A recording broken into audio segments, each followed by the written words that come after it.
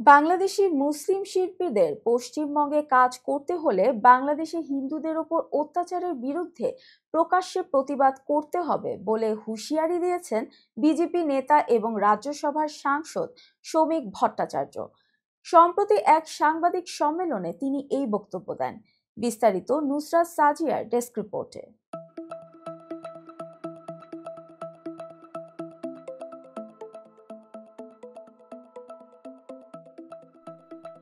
শ্রমিক ভট্টাচার্য বলেন, বাংলাদেশের মুসলিম অভিনেতা অভিনেত্রীরা বাংলার মাটিতে দাঁড়িয়ে প্রতিবাদ না করলে তাদের বয়কট করতে হবে।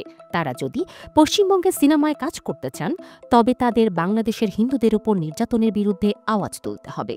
তিনি আরও বলেন, বাংলাদেশের সাম্প্রতিক অস্থিরতা নিয়ে কলকাতার পরিচালকরা মুখ খোলেন না, অথচ এখানে অনেক স্থানীয় অভিনেতা অভিনেত্রী রয়েছেন।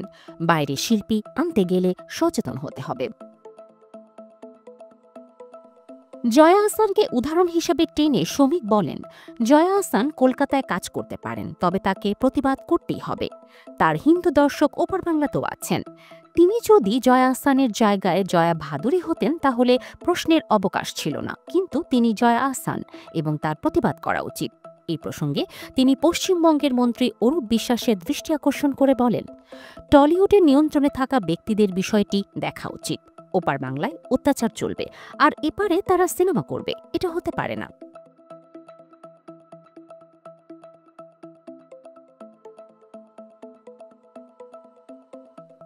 প্রসেনজিৎ চ্যাটার্জির মতো অভিনেতারাও এই বিষয়ে মুখ খুলতে হবে বলে মন্তব্য করেন শ্রমিক।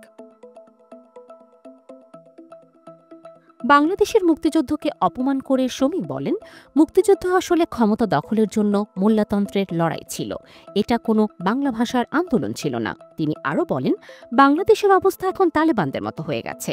আফগানিস্তানে যে অত্যাচার হয়েছে, বাংলাদেশের পরিস্থিতি তার চেয়েও ভয়াবহ, যেখানে হিন্দুদের তুলে নিয়ে গিয়ে ধর্মান্তর করা হচ্ছে, গণধর্ষণ হচ্ছে, মন্দির ভাঙা হচ্ছে। এ ধরনের ঘটনা আফগানিস্তানেও দেখা যায়নি। তিনি রোহিঙ্গা ইস্যুতে শেখ হাসিনার সমালোচনা করে বলেন, রোহিঙ্গাদের ডেকে এনে কক্সবাজারকে ধ্বংস করে দেয়া হয়েছে। বাংলাদেশ থেকে কেউ যদি ভারতে আশ্রয় নেয় তাহলে বোঝা যায় কারা অনুপ্রবেশকারী। শ্রমিক আরও বলেন, বাংলাদেশি অভিনেতা চঞ্চল চৌধুরী বিশ্বজোড়া খ্যাতি পেয়েছেন, কিন্তু এখন তিনি গৃহবন্দী অবস্থায় আছেন, তার জীবন সংকটাপন্ন। বাংলাদেশের আরও অনেক অভিনেতা অভিনেত্রী একই পরিস্থিতির শিকার।